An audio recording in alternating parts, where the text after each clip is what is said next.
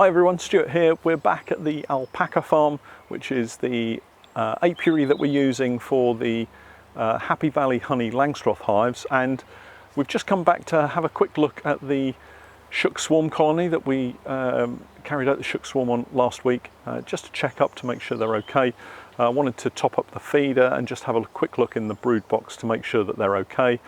We're going to carry out lots more manipulations over the coming weeks, lots of techniques that we're going to try out, but I wanted just to shoot a quick video for you guys on Patreon only, just to show you how the shook swarm is progressing, and then there'll be lots more of the Happy Valley Honey Honey Paw Langstroth beehive, Polystyrene beehive, it's quite a mouthful, Happy Valley Honey Honey Paw Langstroth Polystyrene hives.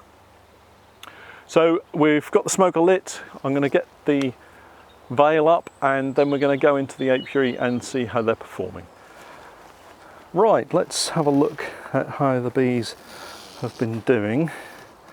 I did pop over and just check that everything was flying during the week, so this is going to be just a very quick inspection. So we've got one or two bees coming up over in the feeder here, but they have taken quite a lot of the syrup down, but not many bees in there at the moment.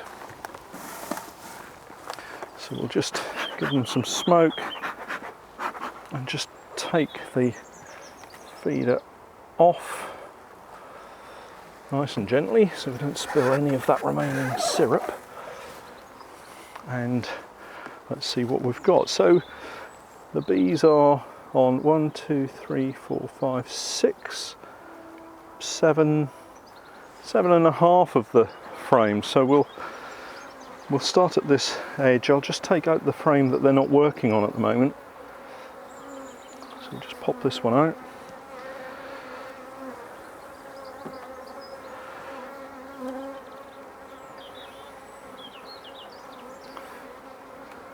And you can see how they're beginning to draw the comb.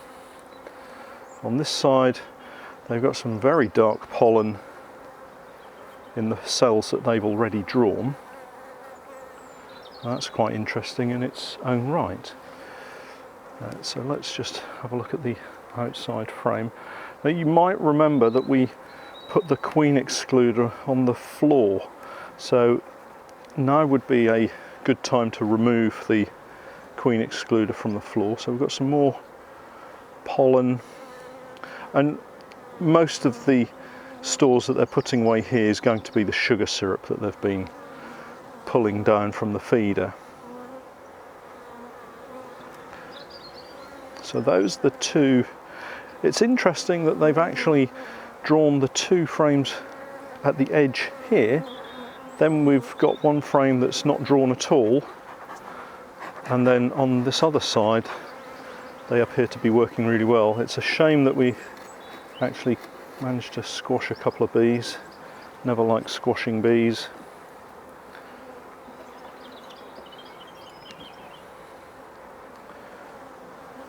So we've got just one side of that frame that they're drawing.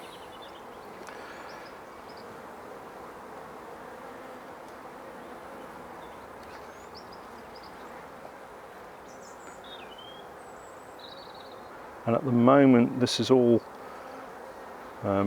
stores. I've not seen any eggs or brood as yet, and that's obviously something that we'd be very keen to see.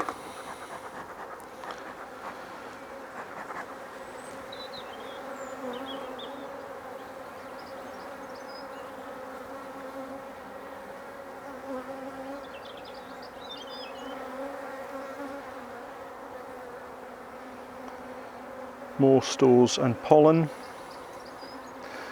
and for most beekeepers now's the time you start feeling a little bit nervous, because we really would like to see some brood, and we'd hope that they would be pulling the wax really quickly. So we'll just see what we've got here. Okay, so in this particular frame I can see a few eggs on that side. and again on this side there's some eggs. So she's laying eggs on this particular frame, so that's a bit of a relief.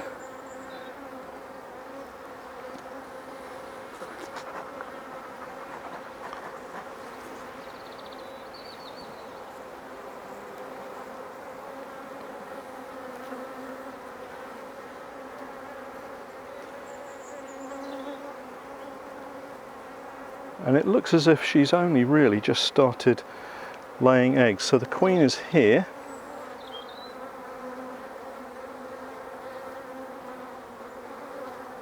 And it does appear that she has really only just started getting back into laying, because all I'm seeing at the moment are eggs. So we've had about 7 days of a brood break. And of course this would be a good time to treat for varroa mites, because we don't have any sealed brood, so we can actually treat the bees, and maybe an oxalic acid vaporizer would be a good way to treat them. You could certainly use an oxalic acid trickle method, or maybe one of the Amitraz products, but those do take quite a long time. So we've got some very young larvae in the cells here. I'm just going to hold the frame up to the light.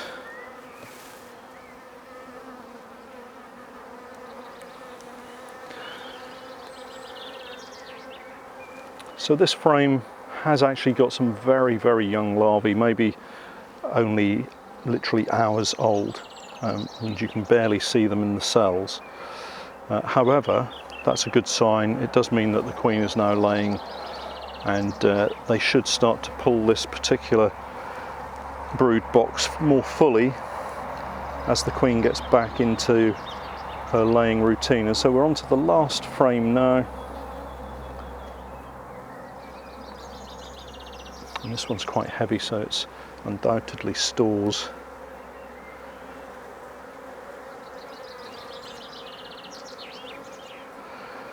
And yes, it's stores on both sides. Lots of very purple pollen in this frame.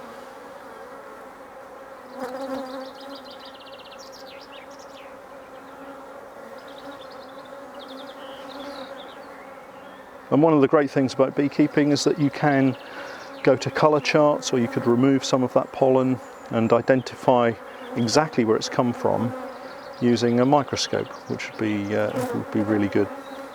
So let's pop this back.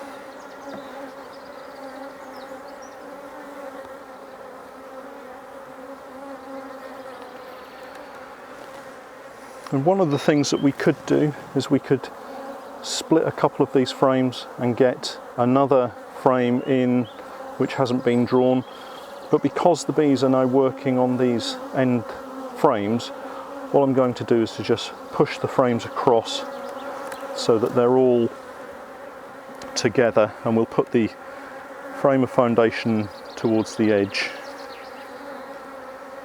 and that will just keep all of the frames that they're working on nice and tightly together. I'll just give them a bit of smoke just to keep them away from the frame ends so we don't crush any bees.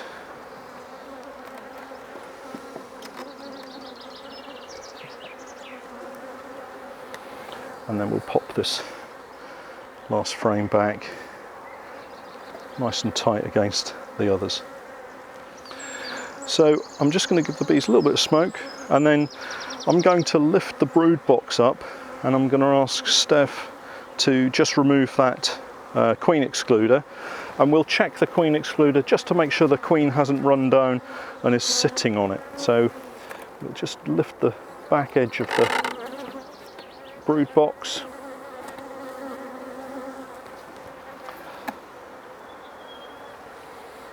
And we'll just lift the queen excluder away.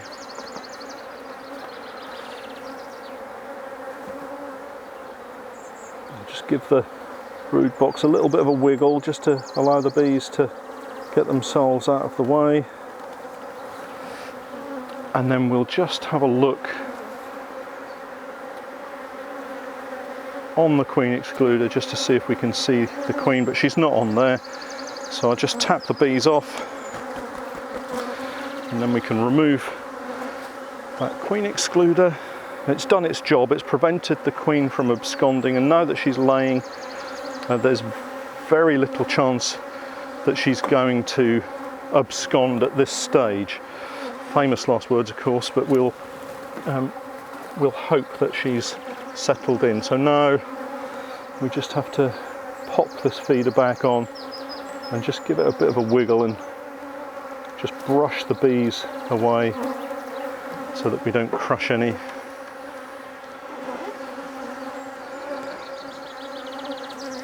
And then we can pop the roof back on. We'll just top the feeder up, I think. We'll give them a little bit more food. And it's important to keep the feed going into the colony so that they have lots of stores with which to continue building the comb, and they need the food to help with the wax production. And we just brush the bees off the roof. That can go back on. And then finally the strap, just to hold everything nice and tightly together.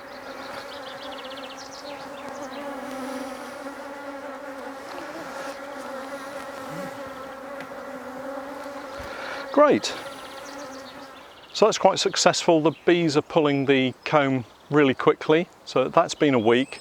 I would imagine that within another full week they'll have pulled that brood box entirely, which is really good. And then we can get them ready for a summer crop, and hopefully we'll have some nice healthy bees there that will produce a super or two of honey for us. Finally, thanks very much for all of your support. I really appreciate it. And keep watching, keep commenting, and we'll catch up next time. Thanks for watching.